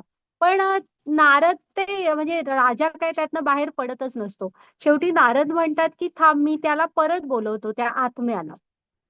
मग नारद आहेत ना त्याला परत बोलावतात आणि तो येतो तिथे, सगळ्यांना असा प्रणाम वगैरे करतो, सगळ्या मात्यांना, आपल्या पित्यांना, देवर्षी नारदांना. आणि तो आत्मा म्हणतो की तुम्ही मला परत का बोलावलं? हा माझा शेवटचा जन्म होता. हा, आणि मी त्यातले ते दिवस पूर्ण करून आता मी भगवंतांच्या गोलोक वृंदावनाकडे अगदी पोहोचतच होतो, निघालेलो, तोपर्यंत तुम्ही मला का बरं परत बोलावलं? मग नारद सांगतात की असं असं हे खूप शोक करतायत. तर ते आपल्या पिताजींना म्हणजे त्या सांगतात तो की आत्मा, की मी असा अनंत जन्मांपासून प्रवास करतोय. कधी तुम्ही ह्या जन्मात तुम्ही आई वडील आहात, ह्याच्या आधीच्या जन्मी वेगवेगळे आई वडील भेटले. हा, आणि हा आता माझा शेवटचा जन्म होता. त्यामुळे तो म्हणतो तुम्ही कृपा करून मला जायला द्या, मला भगवंतांकडे जायची ओढ आहे. हा, तर माताजी पुढची स्लाइड घ्या. तर ह्या ज्या आहेत ना, इथं आपण बघायचे की आपण शरीराच्या स्तरावरनं हे बघा, दुःख ही होणार. हा, आत्ताच आपण तो 2.14वा श्लोक बघितलाय की जीवनात आपल्याला दुःख वाटणार. पण सुख आणि दुःख ही येऊन जाऊन असतात. दुःख ही सहन करून त्यातनं बाहेर पडायचं बघायचं. ओके. घ्या माताजी. आणि त्यामुळे इथं ना ते नारद मुनी आणि मग मात्र ते राजे त्याला सांगतात की तू जा भगवंतांकडे.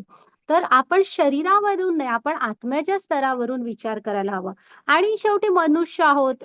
आता कृष्ण म्हणतो, अर्जुन विचारतो, पण स्त्रियांच्या जाण्याचं दुःख तर होणार ना हे कृष्णा. तर कृष्णाने सांगितलेलं आहे की होणार, तुला दुःख होणार, पण तू ते सहन कर. तर आपण पण लक्षात ठेवा की दुःख वाटणार आपल्याला, पण त्रास होईल, पण थोडा सहन करायला शिकायला हवा. आणि हे प्रत्येकाचं जीवन असंच असतं, फार काय वेगळं नसतं. ओके. घ्या माताजी, रेश्मा माताजी वाचा. हरे कृष्णा. तुझे शत्रू तुला निंदनीय शब्द बोलतील व तुझ्या क्षमतेचा तिरस्कार करतील. तुझ्यासाठी यापेक्षा वेदनादायक आणखी काय असू शकते? हरे कृष्णा. आता कृष्ण अर्जुनाला सांगतायत बघा की हे जे तू म्हणतोयस ना, करुणा करुणा दया येते मला आणि मी युद्ध करणार नाही, तर ते त्याला जाणीव करून देतात. तुला काय वाटतंय की तुझे शत्रू काय म्हणतील? बापरे, किती चांगला तो अर्जुन, आम्ही मरणार होतो या युद्धामध्ये, म्हणून म्हणजे आम्ही मरू नये म्हणून हा रणांगण सोडून गेलात. ते असं म्हणणार नाहीत. हा दुर्योधन वगैरे काय म्हणाले असते? तो काय म्हणतोय बघा, निंदनीय शब्दामध्ये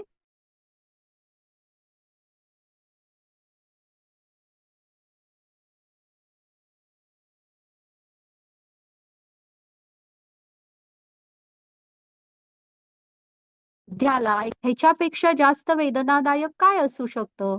हम्म. घ्या माताजी पुढची स्लाईड.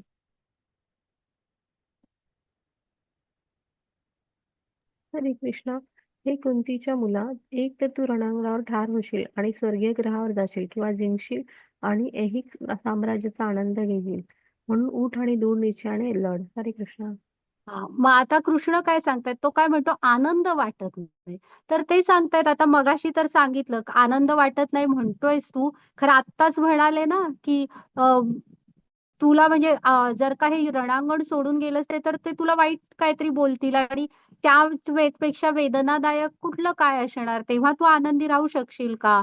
आणि ते काय सांगतायत की तुझा तोटा तरी काय आहे? दोन गोष्टी होतील. एक तर युद्ध केलंस ना तर दोन गोष्टी होणार. एक तर तू कदाचित रणांगणावर ठार होशील. मग जेव्हा तुम्ही तुमचं कर्तव्य करताना मृत्यू येता, आपल्याला स्ट्रेट स्वर्ग मिळतो. मग स्वर्गात जाशील, तिथल्या सुखांचा आनंद घेशील. दुसरं काय होईल? तू जिंकशील. हा, जिंकलास तर हस्तिनापूर साम्राज्य हे पृथ्वीचं साम्राज्य होतं. तर तू हस्तिनापूर साम्राज्याचा आनंद घेशील. मग तुझा तोटा काय आहे? कुठला आनंद नाहीये. उठ आणि दृढ निश्चयाने लढ. घ्या माताजी पुढची स्लाईड. हा इथं सांगतायत बघा, मृत्यू पावलास, वीरगतीला प्राप्त झालास तर स्वर्गीय सुखाचा आनंद घेशील.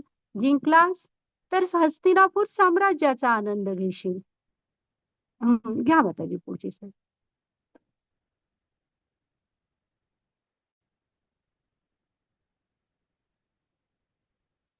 हरे कृष्णा. या प्रयत्नात कोणतेही नुकसान होणार नाही आणि या मार्गावरील थोडी प्रगती एखाद्याला सर्वात धोकादायक प्रकारच्या भीतीपासून वाचवू शकते. हरे कृष्णा. तर तो जो म्हणतो ना पाप, पाप लागेल म्हणतो ना, मला गुरुहत्या, स्वकीयांच्या हत्या, ह्याचं पाप लागणार. तर कृष्णाने सांगितलंय की तुम्ही जेव्हा कर्तव्य करता तुमचं, तेव्हा आणि दुसरी गोष्ट, इथे कृष्णांची आज्ञा आहे, अर्जुना तू युद्ध कर. मग कृष्णांच्या सेवेमध्ये तुम्ही जे काय करता त्याचा आपल्याला पाप लागत नाही. कृष्णाने सांगितलं इथे स्पष्ट अर्जुनाला. हा भक्ती योग आहे बघा, की आपण जे कृष्णांची सेवा म्हणून जे काय करतो त्याचा आपल्याला पाप लागणार नाही. आणि इथे तर ऑलरेडी कर्तव्य पण तेच आहे. उलट कर्तव्य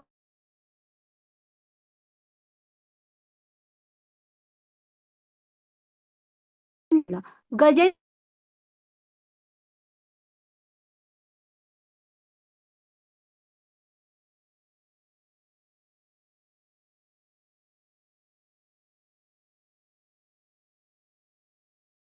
पाडताना खाली पाणी असं खलबली होते ना पाण्यामध्ये, आणि ते एक मगर त्याचा पाय पकडतो आणि सोडतच नसतो. गजेंद्र शेवटी जमिनीवर एका हत्तीला मगर अशी काय भारी पडली असती, पण पाण्यात शेवटी पाण्यात हत्तीचं काय स्थान पाणी नव्हे, त्यामुळे पाण्यात तो मगर त्याला हे पडत असतो, भारी पडत असतो. आणि शेवटी एक क्षण असा येतो की तो गजेंद्र सगळं सोडून देतात. एक त्या तलावातलंच एक कमळाचं फूल घेतात आणि भगवंतांचं भजन गायला सुरू करतात. हा, ते ऐकून भगवंत येतात, त्या मगरीला मारतात आणि गजेंद्रांची सुटका करून घेऊन जातात. तर हे इथे आपल्याला शिकायचं काय आहे, तर भगवंतांच्या सेवा म्हणून तुम्ही जे काय करता ना, ह्याचं पाप लागत नाही. उलट सर्वात धोकादायक प्रकारच्या भीतीपासून वाचू शकतो, ते इथे सांगायचंय. की गजेंद्रला भगवंत स्वतःच्या धामामध्ये घेऊन गेले. अरे त्याच्यापेक्षा ही एक बघा गोष्ट, ही पण ह्या सगळ्या गोष्टी म्हणजे ही गजेंद्रची भागवतम मधली आणि ही एका, मला नाव विसरले मी, का पुराणातली गोष्ट आहे. एक उंदीर असतो, मंदिरात येतो. बघा संध्याकाळच्या वेळेस भटजी असतात ना, पुजारी मंदिराचे, देवाजवळ वात वगैरे लावून सगळं बंद करून निघून जातात बघा. तसे ते जातात. मग हा उंदीर येतो आणि हा त्याला ती वात दिसत असते.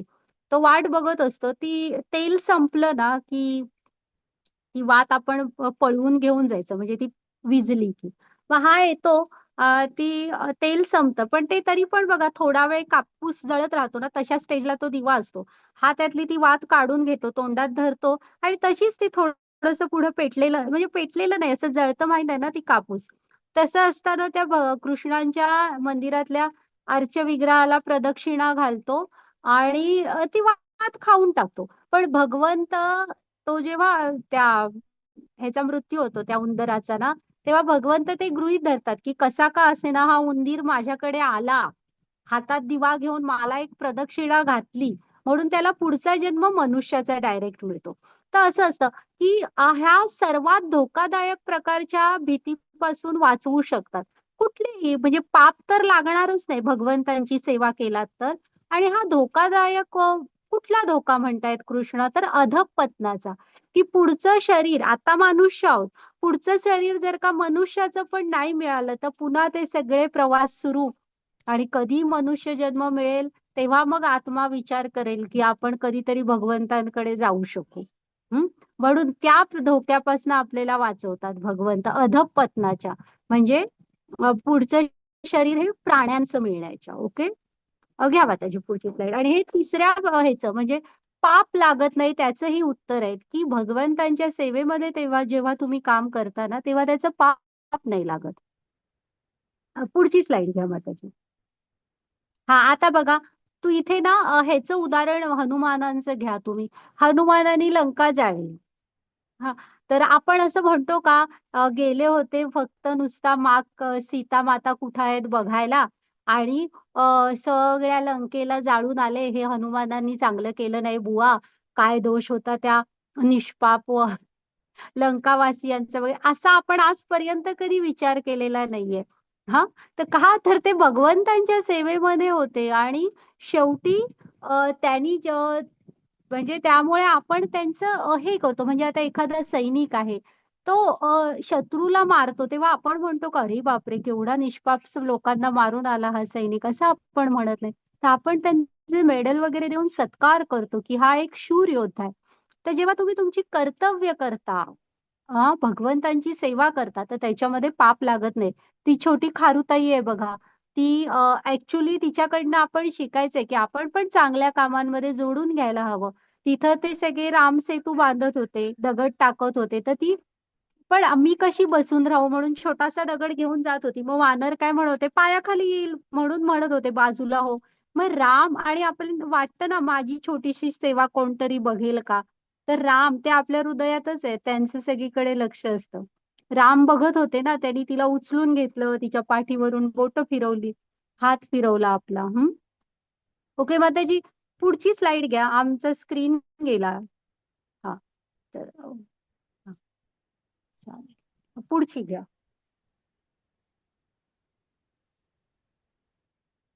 हरे कृष्णा. जे या मार्गावर आहेत ते हेतूने दृढ आहेत आणि त्यांचे ध्येय एक आहे. हे गुरुच्या प्रिय बालक, निर्विकार असलेल्यांची बुद्धी अनेक शाखांनी युक्त असते. हरे कृष्णा. हम्म आता असमंजस मध्ये होता, गोंधळात होता ना अर्जुन, मी निर्णय नाही घेऊ शकत आहे. तर कृष्ण म्हणतायत तू निर्णय नाही घेऊ शकत आहेस कारण तुझ्या बुद्धीला फाटे फुटलेत. हा, म्हणून तू निर्णय नाही घेऊ शकत आहेस. मग इथे स्थितप्रज्ञ मुनी, स्थिताधीर मुनी किंवा स्थितप्रज्ञ मुनींची इथं लक्षणं सांगितलेली आहेत. जर का तुम्ही ज्ञानात स्थित असाल तर तुम्ही नक्की योग्य निर्णय घेऊ शकता. इथं कृष्ण स्पष्ट सांगतात की तू म्हणजे तुझी बुद्धी स्थिर नाहीये अर्जुना, म्हणून तू म्हणतोयस की मी गोंधळात सापडलोय. हा, आणि हा तोच अर्जुन आहे की जेव्हा त्याला एकदा द्रोणाचार्य, ती आपल्याला सगळ्यांना गोष्ट माहित आहे, गुरु द्रोण सांगतात की मी विचारलेल्या प्रश्नाची उत्तर द्या आणि मगच तुम्ही ते झाडावरचा एक पक्षी असतो त्याच्यावर नेम धरा. मग आहे ना सगळ्यांना ते विचारतात ना की तुम्हाला काय दिसतंय, प्रत्येक जण वेगवेगळे उत्तर देतं.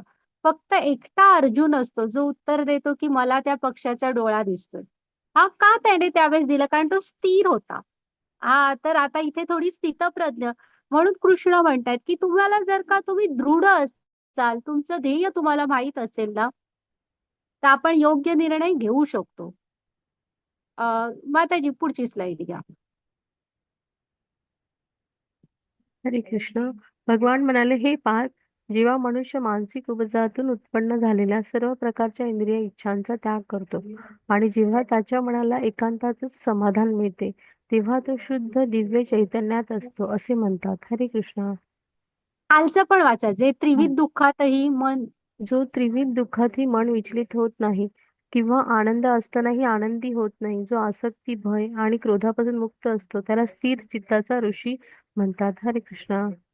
आता अर्जुन विचारतो की कृष्ण, मग कुणाची असते स्थिर बुद्धी? कोण असा मनुष्य आहे ज्याची लक्षणं काय आहेत त्याची, की ज्याची बुद्धी स्थिर असते? मग इथे स्थितप्रज्ञ मुनींची लक्षणं सांगितलेली आहेत. हा, की ज्याच्यामध्ये वैराग्य असतं, इच्छांचा त्याग करतो म्हणजे वैराग्य असतं त्याच्याकडे. आपण हे पूर्ण गीतेमध्ये बरेचदा हे सगळं बघणार आहोत. आणि तो कसा आहे, सुख आणि दुःख ह्यामध्ये स्थिर असतो. म्हणजे सुख आहे तेव्हाही तो कृष्णांशी जोडलेला आणि स्थिर असतो, आणि दुःख आली तरी मग तुझ्यामुळे आलं, तुझ्यामुळे असं झालं वगैरे असं काही करत नाहीत, तर त्यातनंही बाहेर पडायचा मार्ग शोधत असतात. असं म्हणजे आसक्ती, भय, क्रोध यापासून मुक्त असतात. हा, त्याला स्थिर चित्ताचा मुनी म्हणतात. ही थोडी स्थितप्रज्ञ मुनींची लक्षणं आहेत आणि याचं उदाहरण प्रल्हाद महाराज आहेत ते. घ्या माताजी पुढची slide. हरे कृष्ण. इंद्रियांच्या वस्तूंचे चिंतन करताना माणसाला त्यांच्याबद्दल आसक्ती निर्माण होते आणि अशा आसक्तीतून वासना विकसित होते आणि वासनेतून क्रोध उत्पन्न होतो. रागातून संपूर्ण भ्रम निर्माण होतो आणि भ्रमातून स्मरणशक्तीचा भ्रमनिरास होतो. वृत्ती विचलित झाली की बुद्धी नष्ट होते आणि बुद्धी नष्ट झाली की तो भौतिक कलावात पडते. हरे कृष्ण. इथे हे क्रम सांगितलेले आहेत. कसं आहे माहित आहे, तुम्ही स्थिर म्हणजे स्थितप्रज्ञ तर आपण नसलो, पण खूप इंद्रिय विषयांच्या वस्तूंमध्येच जर का तुम्ही अडकून पडलात ना, तर ही एक शृंखला, चेन असते. ते नाव आहे कसं असतं, आपण जेव्हा एखादी वस्तू बघतो त्याच्या सुरुवातीलाच स्थिरपणे ठरवायला पाहिजे की आता हे माझ्यासाठी योग्य आहे का.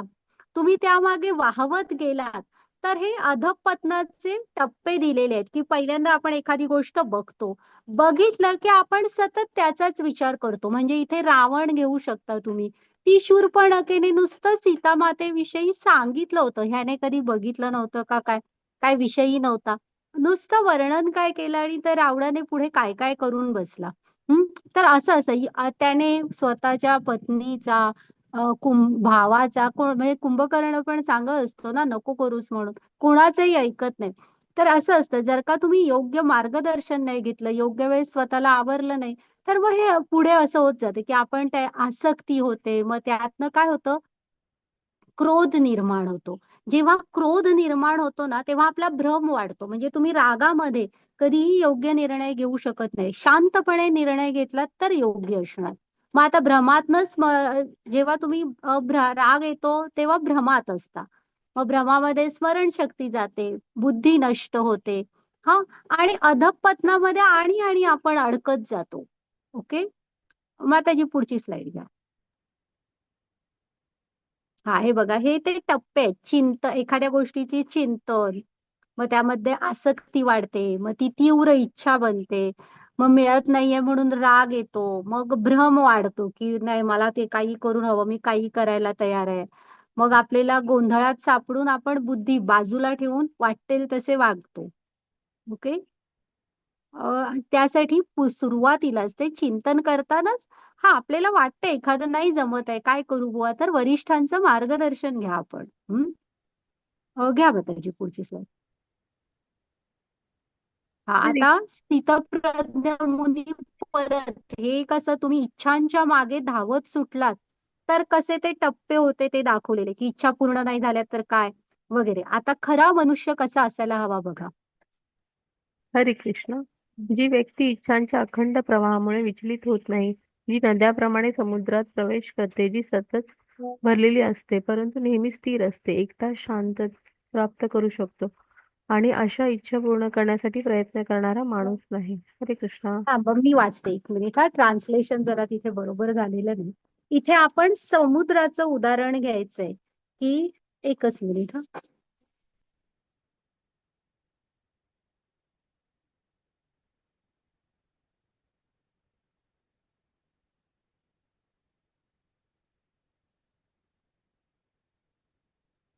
हा समुद्र पाण्याने भरत असूनही शांत असतो.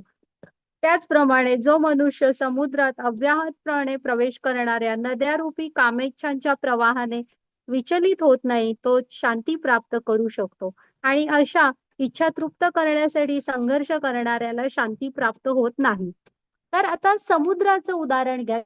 कितीतरी नद्या समुद्राला येऊन मिळत असतात. म्हणून का असं झालंय होय, भरती ओहोटीचं त्याचं जे चक्र आहे ते नाही, पण एखादी नदी मला येऊन मिळते म्हणून असं कधी झालं का समुद्राला उत्साह आला आणि त्याने लिमिटलेस तो वाढला, असं झालंय का? नाही.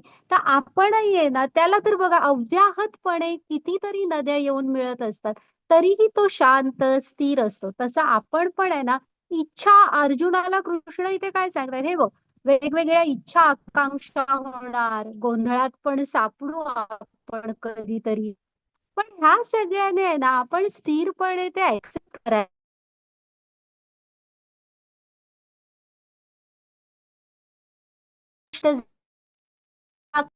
नाही करायचं. तर ही शांतता आपल्यामध्ये हवी, जी समुद्र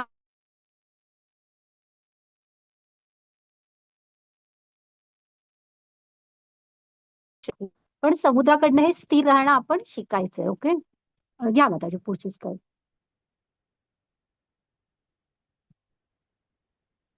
हा तर झाला मोठा अध्याय. कितीही ठरवून आपण हा अध्याय पूर्ण नाही करू शकत वेळेत. तर काय काय बघितलं बघा, की गीतेचा हा पहिला पाठ आहे की आपण शरीर नाही, आत्मा आहे. मग आत्मा प्रवास करत असतो, एका शरीरातून दुसऱ्या शरीरात जातो. हा भगवंतांसाठी, कृष्णासाठी केलेली छोटी सेवा सुद्धा गमावत नाही. ती आपल्याला सर्वात मोठ्या भयापासनं वाचवते, म्हणजे अधःपतनापासनं वाचवते. का तर ती आपण इथे किती पैसे वगैरे कमवले हे पुढे गृहीत धरलं जात नाही, पण किती भक्ती केली हे मात्र आपल्या ह्याच्यात लिहिलं जातं.